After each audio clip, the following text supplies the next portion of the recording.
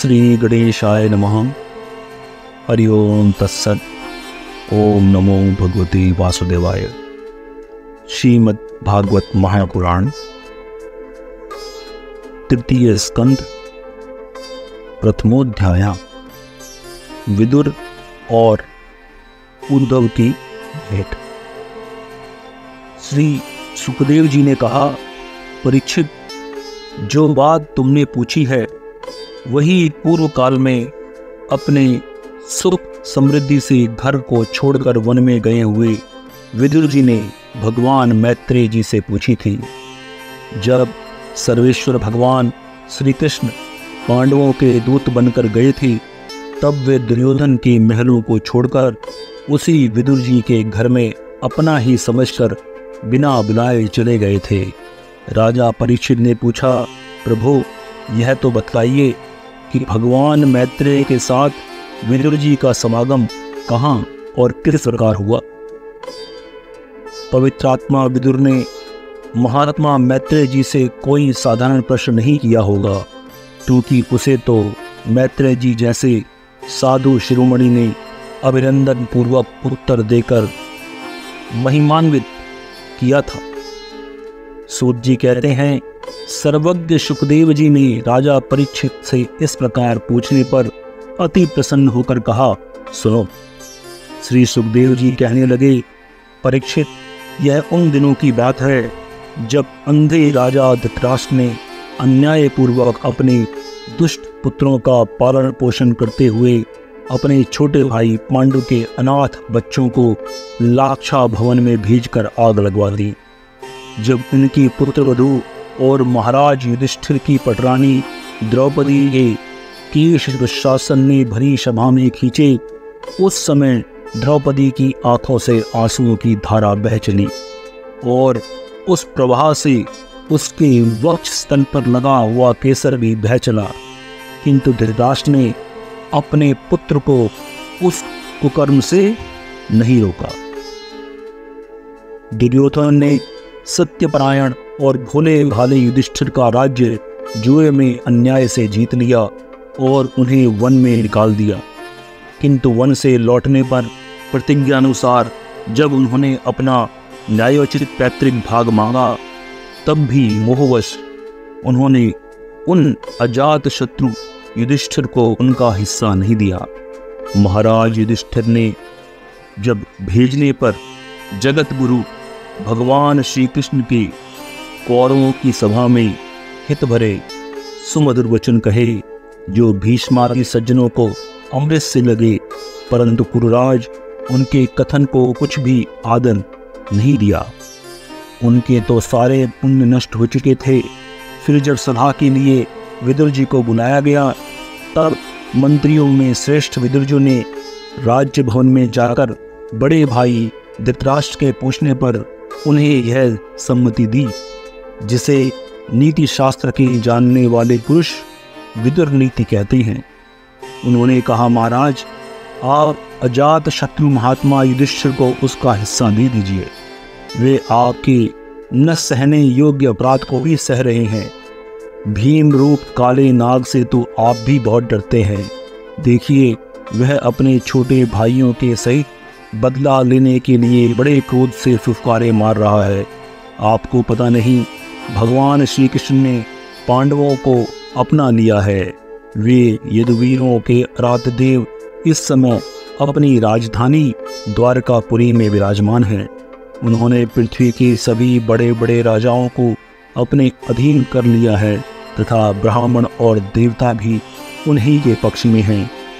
जिसे आप पुत्र मानकर पाल रहे हैं तथा जिसकी हाँ में हाँ मिलाते जा रहे हैं, उस दुर्योधन के रूप में तो मूर्तिमान दोष ही आपके घर में घुसा बैठा है। यह तो साक्षात भगवान श्री कृष्ण से द्वेष करने वाला है। इसी के कारण आप भगवान श्री कृष्ण से विमुख होकर श्रीहीन हो रहे हैं। अतएव यदि आप अपने कुल की कुशल चाहते हैं तो इस दुष्ट को तुरंत ही त्याग दीजिए।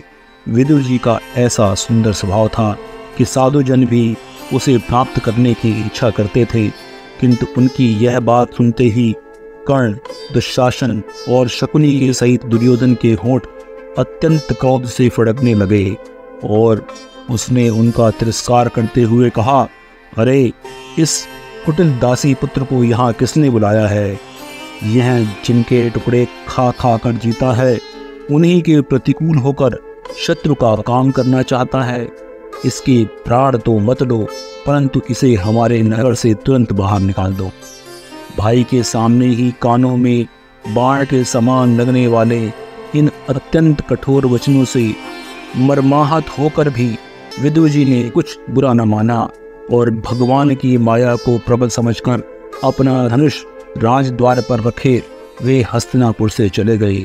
कौरवों को विदुर जैसे ही महान बड़े पुण्य वाले महात्मा प्राप्त हुए थे। वे हस्तिनापुर से चलकर पुण्य करने की इच्छा से भूमंडल में तीर्थपाद भगवान के क्षेत्रों में विचरण करने लगे, जहाँ श्रीहरि, ब्रह्मा, रुद्र, अनंत आदि अनेकों मूर्तियों के स्वरूप विराजमान थे। जहाँ जहाँ भगवान की प्रतिमाओं से सुशोभित तीर्थ स्थान, नगर, पवित्र वन, पर्वत, निकुंज और निर्मल जल से भरे हुए नदी, सरोवर आदि थे, उन सभी स्थानों में वे अकेले ही विचरते थे। वे अवधूत वेश में स्वच्छंदता पूर्वक पृथ्वी पर विचरते थे, जिससे आत्मीय जन उन्हें पहचान न सकें। वे शरीर को सजाते न थे, पवित्र और साधारण भोजन करते, शुद्ध वृत्ति से जीवन निर्वाह करते, प्रत्येक तीर्थ स्थान में स्नान करते, जमीन पर सोते और भगवान को प्रसन्न करने वाले व्रतों का पालन करते थे। इस प्रकार भारतवर्ष में ही विचरते विचरते जब वे प्रभास क्षेत्र में पहुंचे, तब तक भगवान श्री कृष्ण की सहायता से महाराज युधिष्ठिर पृथ्वी का एक छत्र अखंड राज्य करने लगे थे। वहां उन्होंने अपने कौरव बंधुओं के विनाश का समाचार सुना, जो आपस की कलह के कारण लड़ भिड़कर उसी प्रकार नष्ट हो गए, जैसे अपनी ही रगड़ से उत्पन्न हुई आग से बांसों का सारा जंगल जलकर खाक हो जाता है। यह सुनकर वे शोक करते हुए चुपचाप सरस्वती के तीर पर आ गए। वहां उन्होंने त्रित, उष्ण, मनु, पृथु, अग्नि, असित, वायु, सुदास, गौ, गुह और शारद देव के नामों से प्रसिद्ध 11 तीर्थों का सेवन किया। इनके सिवा पृथ्वी में ब्राह्मण और देवताओं के स्थापित किए हुए जो भगवान विष्णु के और भी अनेकों मंदिर थे, जिनके शिखरों पर भगवान के प्रदान आयुध चक्र के चिन्ह थे और जिनके दर्शन मात्र से श्री कृष्ण का स्मरण हो आता था, उनका भी सेवन किया। वहां से चलकर वे धन धान्यपूर्ण सौराष्ट्र, सौवीर, मत्स्य और कुरु जांगल आदि देशों में होते हुए जब कुछ दिनों में यमुना तट पर पहुंचे, तब वहां उन्होंने परम भागवत उद्धव जी का दर्शन किया। वे भगवान श्री कृष्ण के प्रख्यात सेवक और अत्यंत शांत स्वभाव थे। वे पहले बृहस्पति जी के शिष्य रह चुके थे। विदुर जी ने उन्हें देखकर प्रेम से गाढ़ आलिंगन किया और उनसे अपने आराध्य भगवान श्री कृष्ण और उनके आश्रित अपने स्वजनों का कुशल समाचार पूछा। विदुर जी कहने लगे, उद्धव जी, पुराण पुरुष बलराम जी और श्री कृष्ण अपने ही नाभि कमल से उत्पन्न हुए ब्रह्मा की प्रार्थना से इस जगत में अवतार लिए हैं। वे पृथ्वी का भार उतारकर सबको आनंद देते हुए अब श्री वासुदेव के घर में कुशल से रह रहे हैं ना। प्रियवर, हम कुरुवंशियों के परम सहृदय और पूज्य वासुदेव जी, जो पिता के समान उदारता पूर्वक अपनी कुंती आदि बहनों को अपने स्वामियों का संतोष कराते हुए उनकी सभी मनचाही वस्तुएं देते आए हैं, आनंद पूर्वक है ना। प्यारे उद्धव जी, यादवों के सेनापति वीरवर प्रद्युम्न तो प्रसन्न है ना, जो पूर्व जन्म में कामदेव थे तथा जिन्हें देवी रुक्मणी जी ने ब्राह्मणों की आराधना करके भगवान से प्राप्त किया था।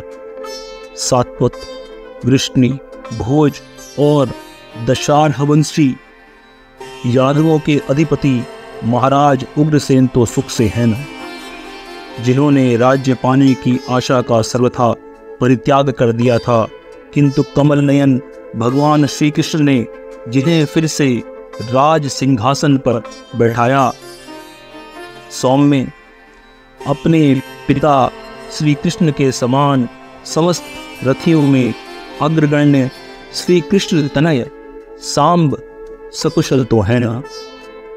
ये पहले पार्वती जी के द्वारा गर्भ में धारण किए हुए स्वामी कार्तिक हैं।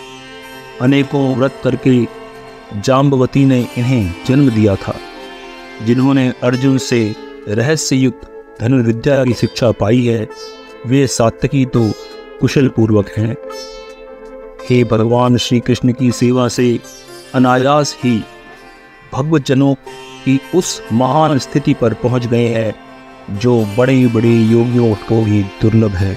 भगवान के शरणागत निर्मल भक्त बुद्धिमान अक्रूर जी भी प्रसन्न है, जो श्री कृष्ण के चरण चिन्हों से अंकित मार्ग की रज से प्रेम से अधीर होकर लौटने लगे थे। भोजवंशी देवक की पुत्री देवकी जी अच्छी तरह है ना, जो देव माता अदिति के समान ही साक्षात विष्णु भगवान की माता हैं। जैसे वेद त्रयी यज्ञ विस्तार रूप अर्थ को अपने मंत्रों में धारण किए रहती है, उसी प्रकार उन्होंने भगवान श्री कृष्ण को अपने गर्भ में धारण किया था। आज भक्त जनों की कामनाएं पूर्ण करने वाले भगवान अनिरुद्ध जी सुखपूर्वक है ना, जिन्हें शास्त्र वेदों की आदि कारण और अंतःकरण चतुष्ट की चौथे अंश मन के अधिष्ठाता बतलाते हैं। सौम्य स्वभाव उद्धव जी अपने हृदयेश्वर भगवान श्री कृष्ण का अनन्य भाव से अनुसरण करने वाले, जो हृदय सत्यभामानंदन चारुदेशन और गद आदि अन्य भगवान के पुत्र हैं, वे सब कुशल पूर्वक है। महाराज युधिष्ठिर अपनी अर्जुन और श्री कृष्ण रूप की दोनों भुजाओं की सहायता से धर्म मर्यादा का न्यायपूर्वक पालन करते हैं। मैं दानव की बनाई हुई स्वभाव से इनकी राज्य वैभव और दबदबे को देखकर दुर्योधन को बड़ा डहा हुआ था। अपराधियों के प्रति अत्यंत असहिष्णु भीमसेन ने सर्प के समान दीर्घकालीन क्रोध को छोड़ दिया है क्या? जब वे गदा युद्ध में तरह तरह के पैंतरे बदलते थे, तब उनकी पैरों की धमक से धरती डोलने लगती थी। जिनके बाणों के जान से छिपकर किरात वेशधारी अतएव किसी को पहचान में न आने वाले भगवान शंकर प्रसन्न हो गए थे। वे रथी और यूथपतियों का सुयश बढ़ाने वाले गांडीवधारी अर्जुन तो प्रसन्न है। अब तो उनके सभी शत्रु शांत हो चुके होंगे, परंतु जिस प्रकार नेत्रों की रक्षा करते हैं, उसी प्रकार कुंती के पुत्र युधिष्ठिर आदि जिनकी सर्वदा ही संभाल रखते हैं, और कुंती ने ही जिनका लालन पालन किया है, वे माद्री के यमज पुत्र नकुल सहदेव कुशल से तो है ना। उन्होंने युद्ध में शत्रु से अपना राज्य उसी प्रकार छीन लिया जैसे 2 गरुड़ इंद्र की मुख से अमृत निकाल लाए। ओहो बेचारी कुंती तो राजर्षि श्रेष्ठ पांडु के वियोग में मृत प्रायसी होकर भी इन बालकों के लिए प्राण धारण किए हुए है। रथियों में श्रेष्ठ महाराज पांडु ऐसे अनुपम वीर थे कि उन्होंने केवल एक धनुष लेकर ही अकेले चारों दिशाओं को जीत लिया था। सौम्य स्वभाव उद्धव जी, मुझे तो अधर पतन की ओर जाने वाले उन धृतराष्ट्र के लिए बार बार शोक होता है, जिन्होंने पांडवों के रूप में अपनी परलोकवासी भाई पांडु से ही द्रोह किया तथा अपने पुत्रों की हाँ में हाँ मिलाकर अपने हित चिंतक मुझको भी नगर से निकलवा दिया, किंतु भाई मुझे इसका कुछ भी खेद अथवा आश्चर्य नहीं है। जगदीदाता भगवान श्री कृष्ण ही मनुष्यों की सी लीलाएं करके लोगों की मनोवृत्तियों को भ्रमित कर देते हैं। मैं तो उन्हीं की कृपा से उनकी महिमा को देखता हुआ दूसरों की दृष्टि से दूर रहकर सानंद विचर कर रहा हूँ। यद्यपि कौरवों ने उनकी बहुत से अपराध किए हैं, फिर भी भगवान ने उनकी इसलिए उपेक्षा कर दी थी कि वे उनके साथ उन दुष्ट राजाओं को भी मारकर अपने शरणागतों का दुख दूर करना चाहते थे, जो धन, विद्या और जाति के मद से अंधे होकर कुमारगामी हो रहे थे और बार बार अपनी सेनाओं से पृथ्वी को कांपा रहे थे। उद्धव जी, भगवान श्री कृष्ण जन्म और कर्म से रहित है, फिर भी दुष्टों का नाश करने के लिए और लोगों को अपनी ओर आकर्षित करने के लिए उनके दिव्य जन्म कर्म हुआ करते हैं, नहीं तो भगवान की तो बात ही क्या। दूसरे जो लोग गुणों से पार हो गए हैं, उनमें भी ऐसा कौन है जो इस कर्माधीन देह के बंधन में पड़ना चाहेगा। अतः मित्र, जिन्होंने अजन्मा होकर भी अपनी शरण में आए हुए समस्त लोकपाल और आज्ञाकारी भक्तों का प्रिय करने के लिए यदि कुल में जन्म लिया है, उन पवित्र कीर्ति श्री हरि की बातें सुनाओ। इति श्रीमद्भागवते महापुराणे तृतीय स्कंधे प्रथमोध्याय। धन्यवाद। आप देख रहे थे गॉड ब्लेस टीवी हिंदी। हमारे साथ जुड़ने के लिए सब्सक्राइब अवश्य करें।